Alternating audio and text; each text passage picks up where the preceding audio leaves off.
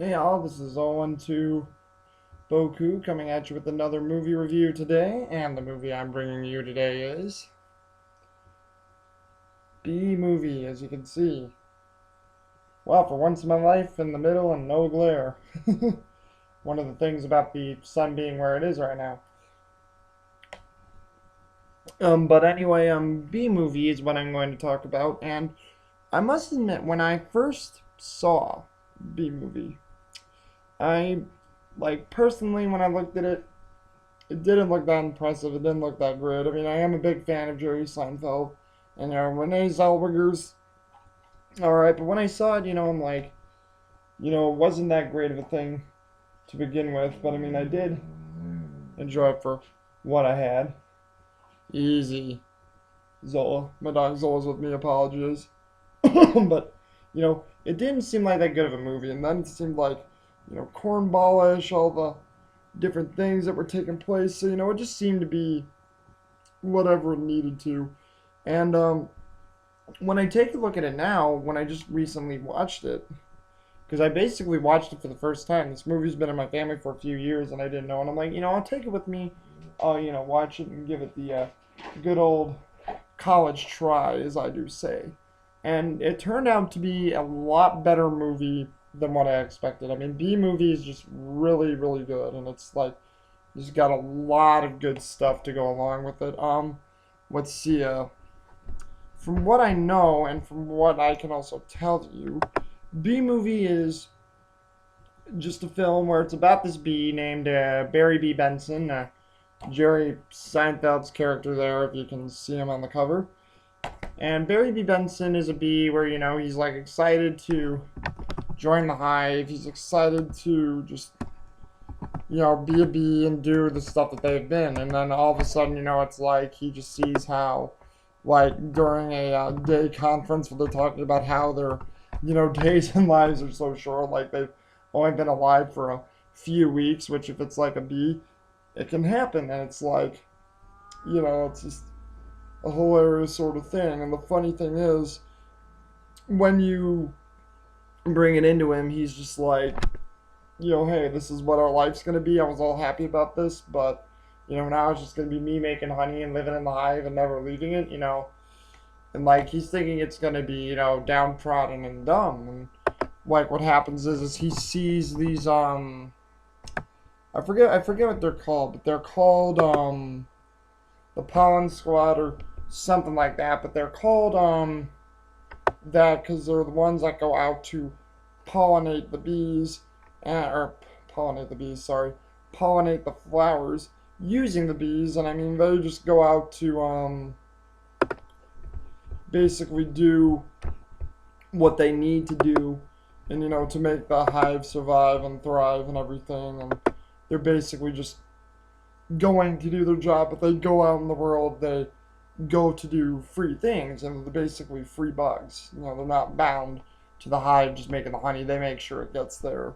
He gets to do his thing. And when he goes out of the hive, because like he takes a bet with the pollinators, and they go out there, and he sees this world, and the world is just like rich and like beautiful, and he's seeing a whole lot of things he never got to see before. Like he's heard about all the things that take place out of the beehive, but he's never seen it, and he's thinking it's wonderful. And of course it's in New York City, so there's like great CGI backdrops of New York, and it's like really cool and just like awesome to see. It's just like really cool to me. And then we have Renee Zellweger, which they don't have her on the cover at all, but Renee Zellweger, see here, I'm gonna try to find out her name again. Oh, Vanessa Bloom.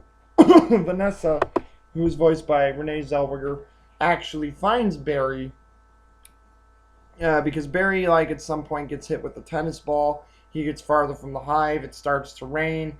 His wings get wet, and then he lands in front of Vanessa's apartment. And Vanessa just takes Barry, and they go along with actually, wait, no. Sorry, that's a horrible explanation. Let me redo that.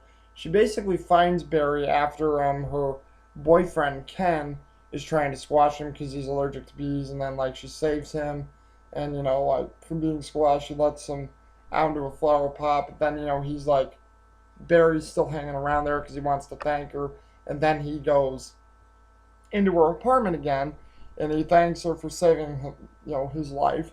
She freaks out because it's like, hey, a talking bee, and then it's like Barry's like, well, yeah, we all talk. We just sort of just don't go buzz buzz. We just sort of keep it under wraps, sort of thing, which was really hilarious to see. And Renee Zellweger playing the sweet disposition, you know, sort of like, I like this bee, I'm a humanitarian for the world sort of view was, really done well. And it was really cool of her to do. And the relationship between Barry and her just starts off really well. And they just sort of hit it talking about human and bee culture. And then Barry sort of, falls in love with her in a way. And so does Vanessa. So it's sort of really cute in a way. Some people could say that's creepy that a human and bee are falling in love, but it's really cute in many ways. And then let's see here. I believe it's, yeah. Ah, I had it wrong. I was thinking it was Matt LeBlanc, but I'm looking here. It was Matthew Broderick, who plays his best friend, Adam Flayman.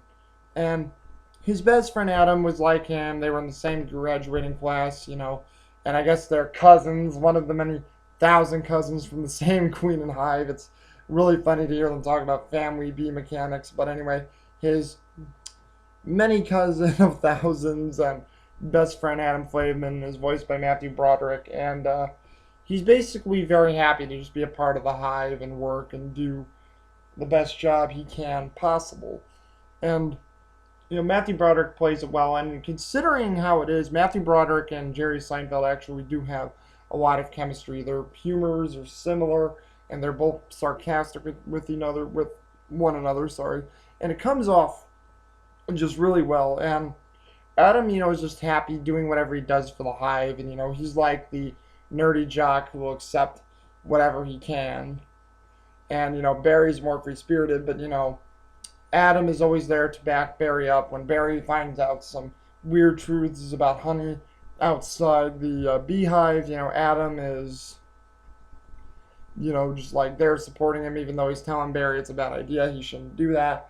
But like he's very, very supportive of Barry in many ways. So Adam is a really good friend, and Matthew Broderick, brings so much life to that role of Adam, and it's really cool that he did. Let's see. Next we have. Oh yes, we have. Oh yes, Patrick Warburton, who voices Ken, who is the boyfriend, like I said, of Vanessa. And what happens is in this film, Ken is like the over eccentric, loud talking guy who does what he needs to do and just is like the sportsman. He has a business. He has all these grandiose things.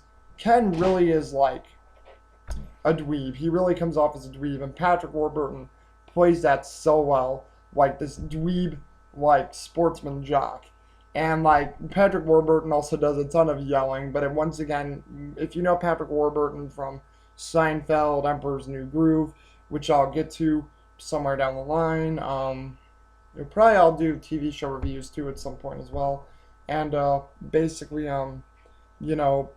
Family Guy, Ted, any of the movies or show that you guys know Patrick Warburton from, he's such an amazing actor. And I mean, he just like sort of yells because he's really eccentric, and he's always overexcited. And like when he freaks out, seeing Barry for the first time when he's in Vanessa's house, he's getting ready to crush him, and he's like, "It's a bee, they sting me, they're bad," and like he's like always just there doing his weird thing, and like just being over eccentric. And the thing is, he starts to hate Barry because, like I said, Barry and Vanessa have a type of relationship, and I guess Vanessa's still trying to make it work with Ken in many ways, but Ken just hates how Barry's always there. And like some point in the middle of the film when Barry's having a lot of success and Ken's losing that success, he blames it on Barry, and they're both going at it trying to squish each other and doing all these weird things. And it's like so funny to see those two going at it, and just seeing Patrick Warburton as this angry man who's just yelling and is an eccentric over eccentric jock. It's just hilarious to see. Like, at the point where he tries to squish Barry, it's like Barry says at some point in the film that one of the worst magazines to squish a bug or be by is Vogue magazine, and that's what you know, Ken has, and Ken's like, you know, I have a magazine, and Barry's like, is that a Vogue? Oh yeah, 72 pages or so, and it was just a hilarious thing that they had, and Patrick Warburton is just a delight in this movie. Some people may find him annoying, but I find him a delight, and that's actually probably can't see him. That's actually him, well, figure four, right there hitting the ball with Barry there. That's actually Ken, and as you can see, it does look like Patrick Warburton, so it's not far from what he actually looks like. And let's see here. We have, there's a few other main characters of interest. Oh yeah, there's John Goodman, who is actually one of the main villain foils, if you want to call him that, for this film. He plays, I should always forget his name. He's the lawyer. Leighton T. Montgomery. Because at some point in the film, just to get you guys this bit of plot. Once again, spoilers if you don't want this movie spoiled for you. But at one point in the plot, Barry finds out that, honey is being over-manufactured by humans, and that there's bee farms where it looks like they're harming the bees more than doing the bees good. And Barry says, they're taking our honey for free. Humans have taken us for granted. They're using us. They're harming us. I'm going to fight back, and I'm going to sue anyone who's used a, bee name or bee product or honey or anything like that. He's going to take it back for the bees. And what ends up happening is that, he actually makes this stick. Like, Vanessa and Adam help Barry go to court. They're, like, representing themselves. And then the bee companies get a lawyer named, Leighton T. Montgomery, who is this, like, over-eccentric, sadly fat Southern lawyer. And there's a lot of over-eccentric characters, and he's like mean-spirited, but he's tough, and he'll do what he can to get his clients to win. And John Goodman just brings this like soulless, like cheater lawyer down to style. Like, you can tell, like it just fits him in a role so well, because we're sort of used to seeing, John Goodman play good people. He has had some villainous, opportunities too. Recent movie we've all seen sort of is probably 10 Cloverfield Lane. I've not seen it, but it seems like he's sort of the jerkish bad guy in that. There's Revenge of the Nerds. He was the jerk coach, and I know he's probably done a few others, but John Goodman is just an amazing actor, and he can play jerks and villains as well too. He's really, really good at it. And the thing is he just brings that style of Leighton T. Montgomery, and he uses underhanded tactics. Like, he just sort of asks all these weird questions to people, why would the honey work? And, he teases the bees, and, he's like rubbing honey in their faces, using it in his teeth, doing all those weird things. And the funny thing is, at one point, when he's actually losing to Barry, Barry's actually beating him by making clear sense for why the honey should just be the bees. He uses an underhanded tactic, claiming that, since all bees are from a queen, Barry, your parents are not really your parents. You're actually all the children of the queen, and that shouldn't matter, and like all these different things. And, Barry's getting upset, but he's keeping his composure. Adam, on the other hand, is losing it, and he actually runs at Leighton T. Montgomery with the stinger and stabs him in the butt with it. And, he's like all overacting, rolling on the ground. He's like saying, "Oh Lord, suck out the poison that be the butt upon. The bees are evil, and they're doing all these weird things." And he's acting like that. It's just so great to see. And at one point, when the trial continues, he's actually in one of those baby seats, playing up the injury. One of those baby playpens where they can jump and walk around. It's like, that really got me laughing, because that was just hilarious. But John Goodman is just really good in that. And then I think the other character, who's just sort of a character to have on the side, to relate to Barry wanting to be free, is Moose Blood, who is voiced by Chris Rock. Just a fun character who's a mosquito wanting to, find the best blood out there, doing all these different things. And, it's like all these funny moments. And Chris Rock is just a fun foil character to have. So it's always fun to see him play the cool characters. So it's different from what he did in Madagascar and some of the other films he's done. But, it's just fun to have him be in a fun role. Because Chris Rock, whether you like the guy personally or not, he does a lot of fun roles in film. And overall, this film teaches about like how honey and bees are important to the world, and how it just helps out human culture and what they're able to do, and how they're able to just like make all these things come to be and make the world as one, like the importance of the symbiotic relationship and the world relationship.